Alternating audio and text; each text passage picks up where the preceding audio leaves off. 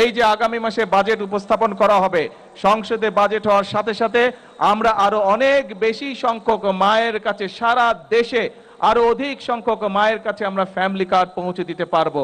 এবং ইনশাআল্লাহ আগামী 4-4.5 বছরের মধ্যে আমরা চেষ্টা করব বাংলাদেশের গ্রামে গঞ্জে প্রায় প্রত্যেকটি পরিবারের কাছে যাতে ফ্যামিলি কার্ড পৌঁছে যায়। রাজনীতির নামে যদি কেউ বিভ্রান্ত সৃষ্টি করতে চায়, রাজনীতির নামে যদি কেউ অরাজকতা সৃষ্টি করতে চায়, প্রিয় ভাই বোনেরা, আপনারা কি বসে থাকবেন? আমরা কেউ বসে থাকবো না। কারণ বিএনপি যে সকল কর্মসূচি গ্রহণ করেছে, প্রত্যেকটি কর্মসূচি হচ্ছে এই দেশের খেটে খাওয়া মানুষের কর্মসূচি। এরকম আমরা সারা বাংলাদেশে 20,000 কিলোমিটার খাল খনন করব ইনশাআল্লাহ আগামী 5 বছরে। কারণ আমরা বাংলাদেশকে খাদ্যে স্বয়ংসম্পূর্ণ আছে, আমরা আরো খাদ্য উৎপাদন বৃদ্ধি করতে চাই বাংলাদেশের, যাতে খাদ্যের জন্য কোনো মানুষকে কষ্ট পেতে না হয়।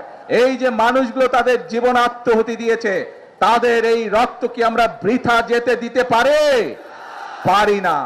তাদের স্বপ্ন যদি বাস্তবায়ন করতে হয়, তাদের মৃত্যুকে যদি মূল্যায়ন করতে হয়, তাহলে আমাদের সকলকে আজ দেশ গঠন বা রাষ্ট্র পুনর্গঠনের কাজে আমাদেরকে হাত দিতে হবে।